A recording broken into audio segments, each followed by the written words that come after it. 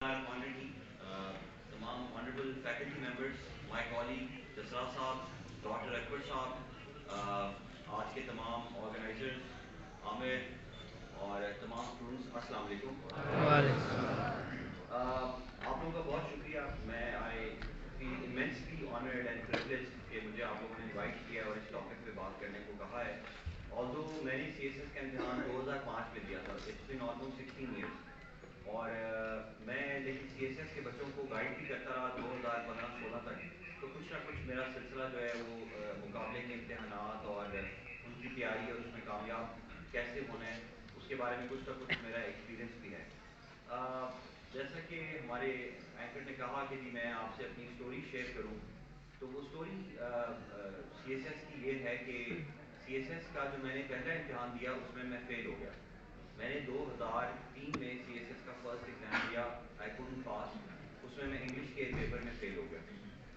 मैंने कहा कि अब सीएसएस के पेपर में फेल हो गया हूँ तो अब क्या किया जाए। फिर मैंने इनकम टैक्स का पेपर दिया कि चलिए इनकम टैक्स के पेपर में पास हो जाऊँगा। फिर मैं इनकम टैक्स के पेपर में भी फेल हो गया। तो मैंने कहा कि अब ये तो अभी मैं इंजीनियरिंग करके आया हूँ, मैंने इंजीनियरिंग की थी जेके से। और मैं अपने आप को बड़ी टॉप चीज़ समझता था। और उससे पहले भी मैं हसन अब्दाल कैट कॉलेज से पढ़ा था और हमेशा एवरेज या अबव एवरेज ही रहा था। तो मुझे बड़ा धचका लगा। फिर मैंने कहा मैं पीसीएस का इम्तिहान देता हूँ। तो फिर मैंने पीसीएस का इम्तिहान दिया, पंजाब सिविल सर्विस का, और फिर मैं उसमें भी फेल हुआ। तो ये एक फेलियर की दास्तान है जो इंसान को तरक्की की राह पर लेके जाती है। हर फेलियर जो है वो आपकी कामयाबी की तरफ पहली सीढ़ी होती है। जब तक आप जिंदगी में फेल नहीं होंगे, जब तक आप फेलियर में से नहीं गुजरेंगे, तो आप तरक्की की राह पर नहीं जा सकते। अगर मैं अपनी यूनिवर्सिटी की लाइफ भी आपसे शेयर करूं, तो यूनिवर्सिटी की लाइफ मैंने इंजीनियरिंग की जेके से, और मेरा जो जीपीए था वो इन दी एंड 2.8 था। मतलब ये भी कोई बहुत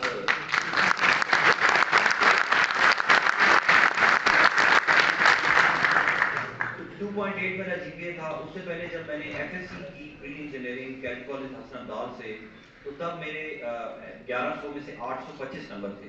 तो कोई ऐसी जिंदगी में मैं ऐसा नहीं था कि मैं टॉप करता रहा हूँ, या मैं बचपन से ही नॉर्मली जब लोग सीएसएस कर जाते हैं तो जब मुझसे पूछा जाता है कि जी आपने सीएसएस कैसे किया, तो कहते हैं मैं बचपन से ही बहुत लाइक था। तो मेरा बचपन से बिल्कुल ऐसा कोई सीन नहीं था, मैं बिल्कुल एक एवरेज था।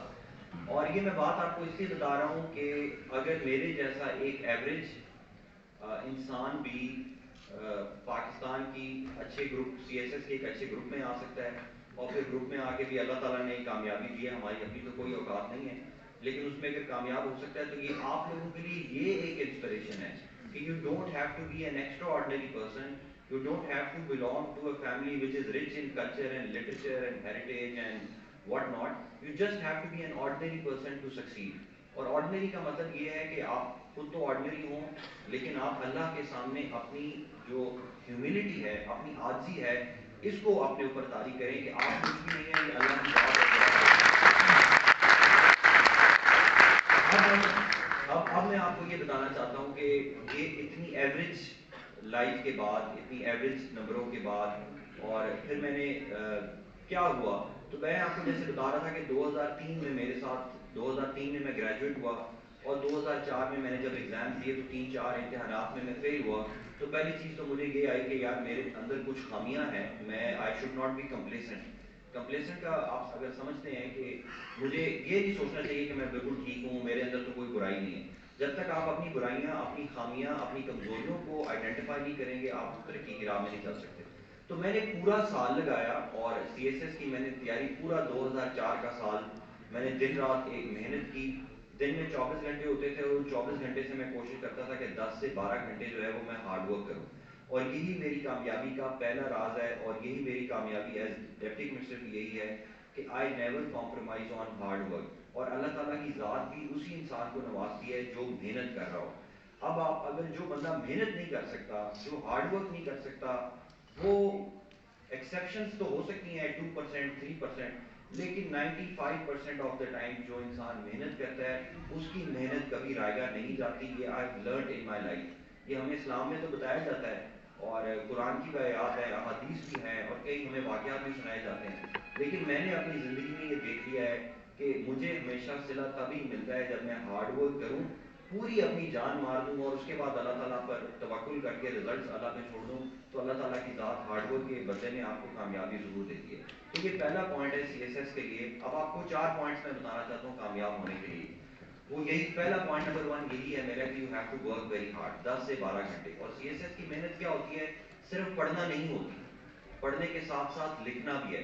اسٹوڈنٹ سی ایس ایس کی تیاری کے وقت یا کوئی کسی بھی مقابلے کے امتحان کی تیاری کے وقت یہ سب سے بڑا بلڈر مارتے ہیں کہ وہ 10-12 کتابیں تو پڑھ لیتے ہیں, لیکن یہ امتحان آپ کی پڑھائی کا نہیں ہے, یہ امتحان آپ کی لکھائی کا ہے. سی ایس ایس کے ایگزام کے اندر آپ نے 3 گھنٹے بیٹھنا ہے. صبح 9 بجے پیپر سٹارٹ ہوتا ہے, 12 بجے تک رہتا ہے, پھر 2 بجے سٹارٹ ہوتا ہے اور شام 5 بجے تک رہتا ہے. دن میں 6 گھنٹے آپ کو امتحان دینا ہوتا ہے. یعنی کہ ہمارے زمانے میں 6 گھنٹے کا پتہ نہیں اب کیا ہے.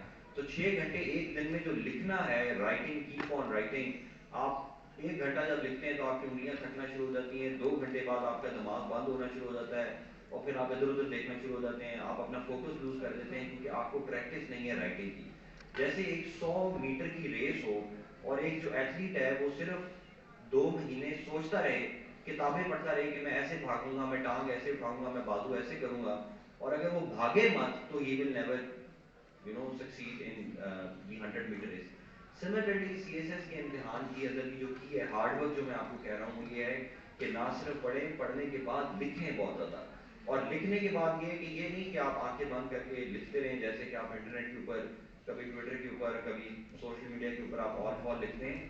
آپ اس پہ لکھ کے تیاری کرنے کے بعد لکھ کے پھر اس کی اپنی چیکنگ کروائیں. تو یہ فرسٹ چیز یہی ہے کہ put your hard work by writing a lot of things and after writing them get them checked from a good teacher. کسی سینئر سے, کسی سول سرونٹ سے, کسی اکیڈمی سے, کسی بھی ایکسپرٹ سے آپ ضرور چیک کروائیں تاکہ وہ آپ کو اپنی خامیاں بتا سکے. تو یہ تو پوائنٹ نمبر 1 ہے جو آپ کے لیے بہت زیادہ ضروری ہے. پوائنٹ نمبر 2 جو میں نے سی ایس ایس کی کامیابی میں جو میں سمجھتا ہوں کہ مجھے اس میں کامیابی ملی وہ یہ تھی کہ میں نے پچھلے 10 سال 15 سال جتنا بھی آپ کے لیے پاسبل ہے اس کے پاسٹ پیپرز کو ضرور گو تھرو کریں اور پاسٹ پیپرز کو ضرور اٹیمپٹ کریں.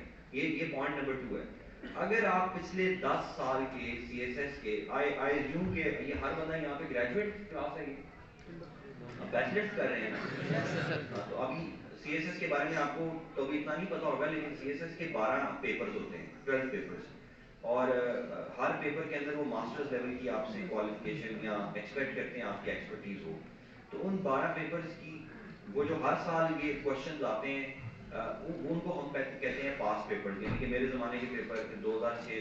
تو آپ اگر پچھلے 10 سے 15 سال کے پاس پیپر اٹیمپٹ کر لیں, ہنٹ نمبر 2 ہے کہ اگر آپ وہ اٹیمپٹ کر لیں, اٹیمپٹ کر کے چیک کرا لیں اور ٹیچر آپ کو کہے کہ یار آپ کے 100 میں سے 60-70 نمبر آ رہے ہیں